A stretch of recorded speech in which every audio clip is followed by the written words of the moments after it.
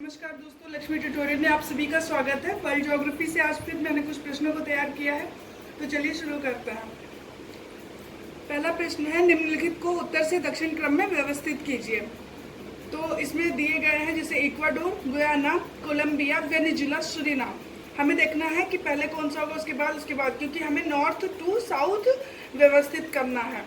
तो पहले होगा इक्वाडोर, फिर होगा कोलंबिया, फिर होगा वेनेजुला, फिर होगा गुयाना, फिर होगा सुरीनाम। तो ये इसका क्रम होगा, Ecuador, Colombia, Venezuela, Guyana, Suriname. तो ये इनके सही क्रम है। ये है पहला क्वेश्चन। इसके और आगे जैसे ये कोस्टल कंट्रीज हैं साउथ अमेरिका की, तो जो मैंने बताया कि जैसे होगा Ecuador, Colombia, Venezuela, Guyana, Suriname, French Guiana, Brazil, Uruguay, Argentina, Chile, Peru. ये इसके सही क्रम है और ये कोस्टल कंट्रीज है। तो सुरीनाम के बाद कौन सा बताया मैंने? French Guiana, Brazil, Uruguay, Argentina, Chile, Peru. ये इसका क्रम था। तो चलिए अगला देखते हैं। निम्नलिखित में से किन किन राज्यों से होकर विषुवत रेखा गुजरती है? हमें बताना है, ये कुछ राज्य दिए गए हैं और हमें बताना है कि विषुवत रेखा किन राज्यों से होकर गुजरती है। Ecuador, Colombia, Brazil, Peru. तो हमें बताना है कि विषुवत रेखा, जो विषुवत रेखा है वो किससे गुजरती है? इक्वाडोर, कोलंबिया और ब्राजील। ये जो पेरू है इसको ये केवल स्पर्श करती है, यानी इसको टच करते हुए जाती है। तो जो गुजरती है वो होगा इक्वाडोर, कोलंबिया और ब्राजील। इन तीनों से होकर विषुवत रेखा गुजरती है। पेरू को केवल ये स्पर्श करती है। चलिए अगला प्रश्न देखते हैं। निम्नलिखित में से किन राज्यों से होकर मकर रेखा गुजरती है? पहले हमने देखा विषुवत रेखा देखा और अब देख रहे हैं हमें बताना है कि मकर रेखा किन राज्यों से होकर गुजरती है। पहला है Chile, Argentina, Paraguay, Brazil, Bolivia, French Guiana. और हमें बताना है कि मकर रेखा किन राज्यों से होकर गुजरती है। तो इसमें होगा चिली, फिर अर्जेंटीना, पराग्वे और ब्राजील। यानी कि उसमें जो ये मकर रेखा थी वो ब्राजील से होकर वो भी गुजर रही थी और ये क्या नाम है, विषुवत रेखा भी गुजर रही थी और मकर रेखा भी ब्राजील से होकर गुजरती है। तो ये ब्राजील तो दोनों में कॉमन हो गया। तो याद क्या करना है? चिली, अर्जेंटीना और पराग्वे, ब्राजील, ये तीनों है। और जो विषुवत रेखा को क्या बताया था हमने? Ecuador, Colombia, Brazil. और पेरू को वो क्या करती थी? केवल स्पर्श करती थी। इसमें क्या करना है? चिली, अर्जेंटीना, पराग्वे और ब्राजील, इन चारों से होकर मकर रेखा गुजरती है। Chile, Argentina, Paraguay, Brazil, Bolivia और फ्रेंच गुयाना इसमें नहीं होगा। तो यानी कि 4 देश हैं, यानी चिली, अर्जेंटीना, पराग्वे, ब्राजील। और जो हमारा ये था विषुवत रेखा वो किससे था? इक्वाडोर, कोलंबिया और ब्राजील। पेरू को केवल वो स्पर्श करती है, ना कि उससे होकर गुजरती है। तो ये प्रश्न था मकर रेखा के बारे में, किससे होकर गुजरती है। और ये चिली, अर्जेंटीना, पराग्वे और ब्राजील से होकर गुजरती है। चलिए अगला प्रश्न देखते हैं। निम्नलिखित कथनों में से असत्य कथन का चयन करें। हमें असत्य कथन का चयन करना है। इक्वाडोर की राजधानी क्विटो है। यह विश्व की दूसरी सबसे ऊंचे स्थान पर स्थित राजधानी। ये कह रहा है कि जो इक्वाडोर का कैपिटल है वो क्योटो है और ये क्या है कि विश्व की दूसरी सबसे ऊंचे स्थान पर स्थित राजधानी है। ये पहला प्रश्न था। दूसरा है, कोलंबिया अटलांटिक महासागर और प्रशांत महासागर दोनों से लगा हुआ है। ये कह रहे हैं जो कोलंबिया है वो अटलांटिक ओशन और पैसिफिक ओशन दोनों से लगा हुआ है। ये दोनों कथन है और हमें बताना है कि इसमें से असत्य कौन सा है। तो इसमें से कोई भी असत्य नहीं है, बिल्कुल सही है। अगला है कि हमें बताना है स्थल रुद्ध देश कौन से हैं। स्थल रुद्ध देशों के बारे में हमें बताना है। तो बोलीविया, पराग्वे, पेरू, उरुग्वे, हमें बताना है स्थल रुद्ध, यानी कि लैंडलॉक्ड जो कंट्रीज है वो कौन सी हैं। तो इसमें से कौन सी है? ये है बोलीविया और पराग्वे, ये दोनों लैंडलॉक्ड हैं।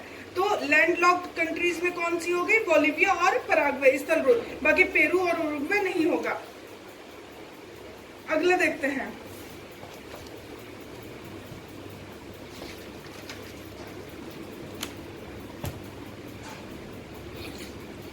निम्नलिखित कथनों पर विचार करें। यह निम्नलिखित कथन के संदर्भ में सही है। ये कुछ कथन दिए गए हैं और ये बताना है किसमें से ये किसके संदर्भ में कहे गए हैं। यह ब्राजील की वित्तीय एवं व्यवसायिक राजधानी है। ये कह रहा है कि ये ब्राजील की वित्तीय और व्यवसायिक राजधानी है। सबसे ज्यादा आबादी वाला महानगरी इलाका भी। ये ब्राजील का सबसे ज्यादा महानगरी मतलब ज्यादा आबादी वाला महानगरी इलाका है। यह ब्राजील का मैनचेस्टर है।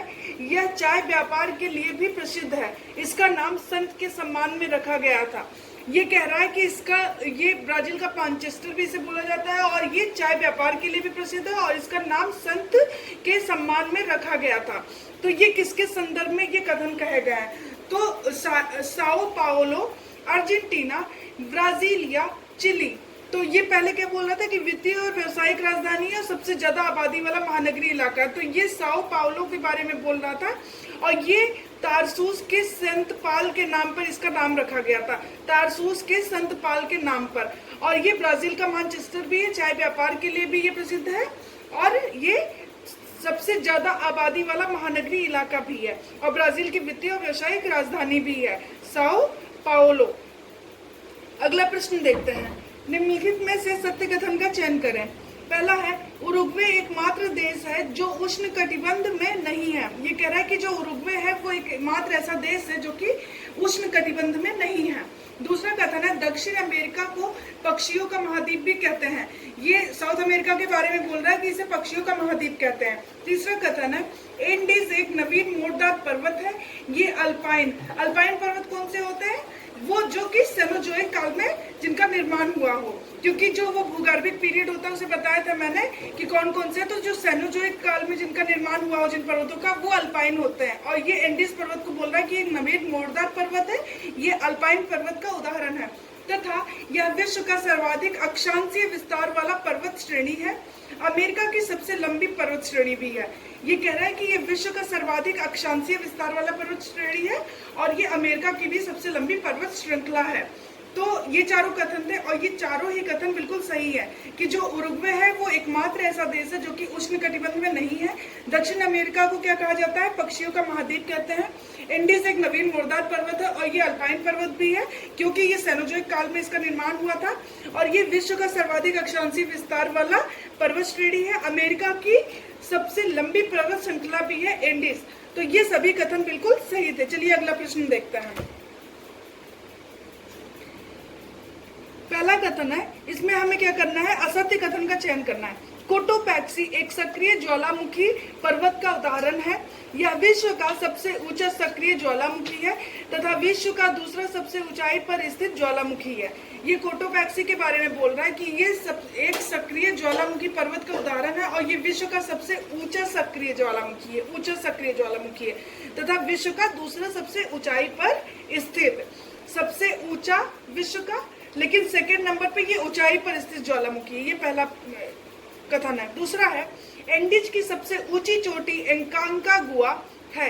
यह चिली और अर्जेंटीना देशों की सरहद पर स्थित है, परंतु इसका शिखर अर्जेंटीना की भूमि पर ही है। एंडीज के बारे में बोल रहा है कि इसकी जो सर्वोच्च चोटी है वो एकांकागुआ है और ये चिली और अर्जेंटीना की सरहद पे है, लेकिन इसका जो शिखर है वो मुख्य रूप से अर्जेंटीना में ही है, ये बोल रहा है। तीसरा कथन है, विश्व का सबसे ऊंचा ज्वालामुखी पर्वत ओहोस डेल सलाडो है। ये कह रहा है कि विश्व का सबसे ऊंचा ज्वालामुखी पर्वत ओहोस डेल सलाडो है जो कि चिली में है। ये तीसरा कथन है। चौथा है कि बोलीविया का पठार एक अंतरा पर्वतीय पठार का उदाहरण है। यह तीन भंडार के लिए भी प्रसिद्ध है। बोलीविया का पठार जो है वो अंतरा पर्वतीय पठार है और ये तीन भंडार के लिए भी प्रसिद्ध है। तो ये चारों कथन थे। हमें इसमें से बताना था असत्य कौन सा है। कोई भी असत्य नहीं है, उपरोक्त में से कोई भी नहीं, सभी बिल्कुल सत्य है। अच्छा, ये जो इसके बारे में बोल रहा है कि ओहोस डेल सलाडो, ये जुलाई 2018 में सत्य रूप सिद्धांत है। ये इस पर चढ़ने वाले दूसरे भारतीय पर्वतारोही थे। पहले जो थे मल्ली मस्तान बाबू थे। तो ये ध्यान रखिएगा, पूछ लेता है कई बार। और ये ओहोस डेल सलाडो के बारे में जो कि विश्व का सबसे ऊंचा ज्वालामुखी पर्वत है और ये चिली में पड़ता है। सत्य रूप सिद्धांत, इस पर चढ़ने वाले दूसरे भारतीय पर्वतारोही हैं। पहले जो थे वो मल्ली मस्तान बाबू थे। अगला देखते हैं, निम्नलिखित में से असत्य कथन का चयन करें। पहला कथन है, टीटीकाका झील बोलीविया और पेरू की सीमा पर स्थित है। ये टीटीकाका झील जो है ये कह रहा है कि बोलीविया और पेरू की सीमा पर स्थित है। दूसरा कथन है, यह विश्व की सबसे ऊंचे स्थान पर स्थित नौगम्य झील है और क्रेटर झील का उदाहरण भी है।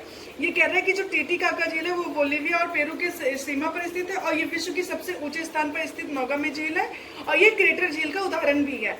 और इसमें से असत्य कथन का चयन करना था, कोई भी असत्य नहीं है, ना तो पहला ना ही दूसरा, क्योंकि दोनों ही सही है। टीटीकाका झील बोलीविया और पेरू के सीमा पर है और ये विश्व का सबसे ऊंचे स्थान पर स्थित नौगम्य झील है और ये क्रेटर झील का उदाहरण भी है। अगला प्रश्न देखते हैं, निम्नलिखित में से सत्य कथन का चयन करें। पहला कथन है एंडीज पर्वत की सर्वाधिक चौड़ाई बोलीविया में है। ये कह रहा है कि जो एंडीज पर्वत है उसकी सर्वाधिक चौड़ाई कहाँ पे है? बोलीविया में है। इसका विस्तार 7 देशों में है और इसका विस्तार जो है वो 7 देशों में है। दूसरा कथन है बोलीविया की राजधानी लापाज विश्व की सबसे ऊंचाई पर स्थित है। ये कह रहा है कि सबसे ऊंचाई पर स्थित जो राजधानी है विश्व की वो बोलीविया की ही राजधानी है, जो कि लापाज है। ये दोनों कथन थे एंडीज पर्वत के बारे में पहला था और दूसरा है बोलीविया की राजधानी लापाज के बारे में, जो कि विश्व की सबसे ऊंचाई पर स्थित है। और एंडीज पर्वत का जो सर्वाधिक चौड़ाई है वो बोलीविया में ही है और इसका विस्तार 7 देशों में हुआ है। ये दोनों कथन बिल्कुल सही हैं। अगला है कि एंडियन देशों की सूची में सम्मिलित है। ANDEAN इंडियन देशों की सूची में सम्मिलित है। तो ये इस देशों की सूची में जो सम्मिलित है हम देखते हैं कौन कौन से हैं। Colombia, Venezuela, Ecuador, Peru, Bolivia. तो ये सभी इन देशों की सूची में सम्मिलित है, यानी कोलंबिया भी है, वेनेजुला भी है, इक्वाडोर भी है, पेरू भी है और बोलीविया भी है। तो ये सभी क्या है? इंडियन देशों की सूची में सम्मिलित है। अगला प्रश्न देखते हैं। कथन दिया गया, हमें बताना है कि किसके संबंध में है। यह विश्व का शुष्कतम स्थान है। यह चिली में अटाकामा मरुस्थलीय क्षेत्र में है। यह कलीजा भंडार के लिए कभी प्रसिद्ध था। वर्तमान में इसे घोस्ट टाउन कहते हैं।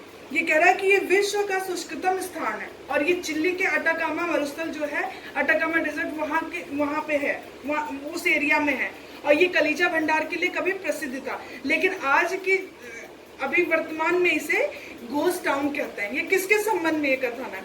अरिका, पुंता अरेनास, चुकीकमाटा, उस्सैया।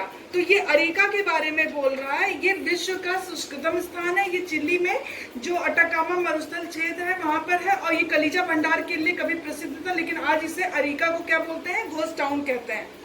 अगला प्रश्न देखते हैं। निम्नलिखित पर विचार करें और असत्य कथन का चयन करें। हमें इसमें से असत्य कथन का चयन करना है। पहला है केप हॉर्न दक्षिण अमेरिका का दक्षिणतम बिंदु है। ये कह रहा है जो केप हॉर्न है दक्षिण अमेरिका का दक्षिणतम बिंदु है। दूसरा कथन है पुंता अरेनास जो कि चिली का एक शहर है, यह बंदरगाह भी है और दक्षिणतम शहर भी है। पुंता अरेनास के बारे में बोल रहा है, ये चिली का एक शहर है और ये बंदरगाह भी है और ये दक्षिणतम शहर है। पुंता अरेनास दक्षिणतम शहर है और ये चिली का शहर है और एक ये बंदरगाह भी है पुंता अरेनास। तीसरा कथन है उस्सैया विश्व का दक्षिणतम आदिवासी स्थान है। तो आदिवासी स्थान, जो दक्षिणतम आदिवासी स्थान है वो कौन है? उस्सैया, ये बोल रहा है और ये विश्व का दक्षिणतम आदिवासी स्थान है। चौथा कथन है सेंटियागो भूमध्य सागरीय प्रदेश में स्थित है। यह बंदरगाह है, खाद्य प्रसंस्करण एवं शराब उद्योग के लिए भी प्रसिद्ध है। सेंटियागो के बारे में ये बोल रहा है। सेंटियागो क्या है? चिली की राजधानी है और ये इसके बारे में बोल रहा है कि ये भूमध्य सागरीय प्रदेश में स्थित है। ये एक बंदरगाह भी है और यहाँ पे खाद्य प्रसंस्करण और शराब उद्योग के लिए भी ये सेंटियागो प्रसिद्ध है। और ये सभी कथन सही है, इसमें से असत्य कोई भी नहीं है, तो उपरोक्त में से कोई भी नहीं।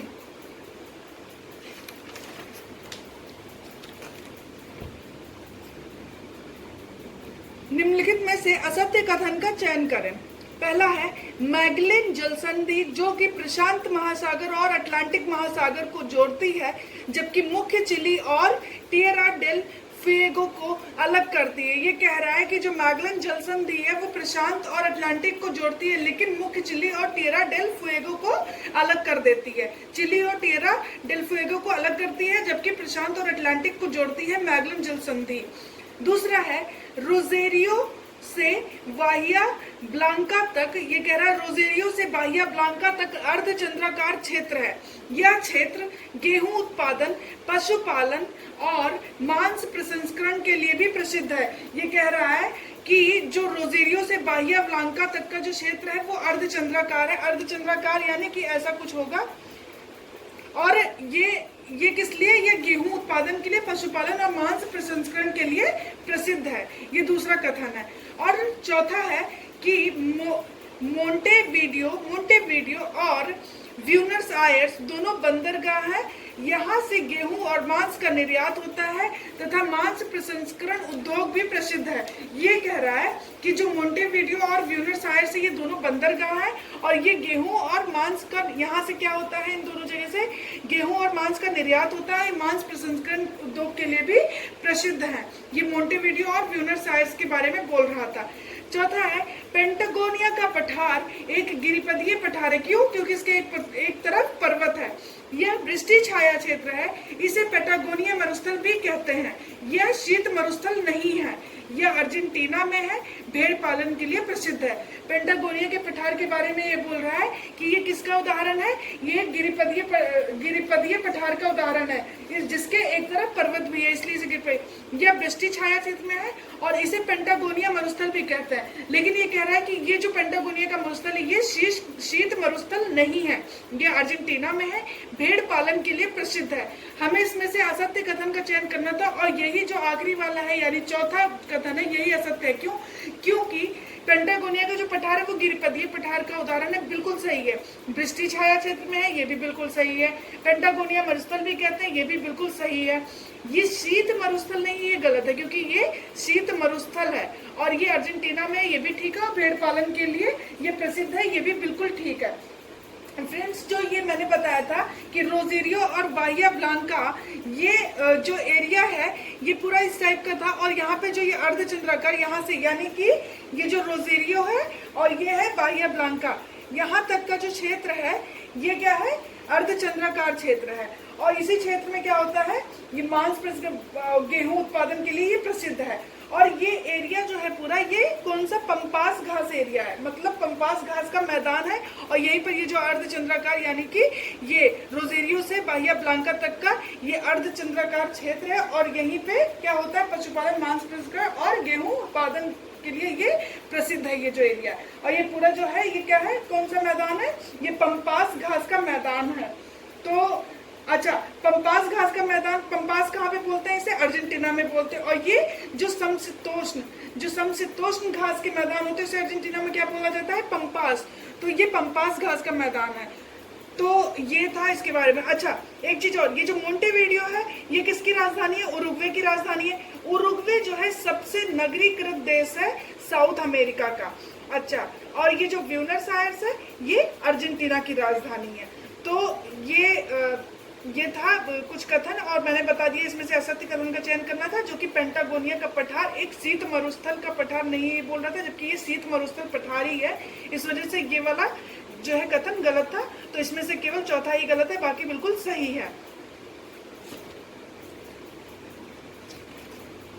आखिरी प्रश्न है, इसमें से असत्य कथन का चयन करना है। एंजल प्रपात विश्व का सबसे ऊंचा प्रपात है और यह वेनेजुला में कराव नदी पर स्थित है। ये कह रहा है कि जो एंजल प्रपात है वो विश्व का सबसे ऊंचाई पर ऊंचा प्रपात है और यह वेनेजुला में कराव नदी पर स्थित है। दूसरा है कि कराव नदी उरुग्वे की सहायक, ये दूसरा कह रहा है कि कराव नदी जो है वो उरुग्वे की सहायक है और कराव नदी पे क्या स्थित है? वेनेजुला में ये जो एंजल प्रपात है वो। तीसरा कथन है गुयाना उच्च भूमि का विस्तार केवल फ्रेंच गुयाना और सूरीनाम में। ये कह रहा है जो गुयाना उच्च भूमि है उसका जो विस्तार है वो केवल फ्रेंच गुयाना और सूरीनाम में है।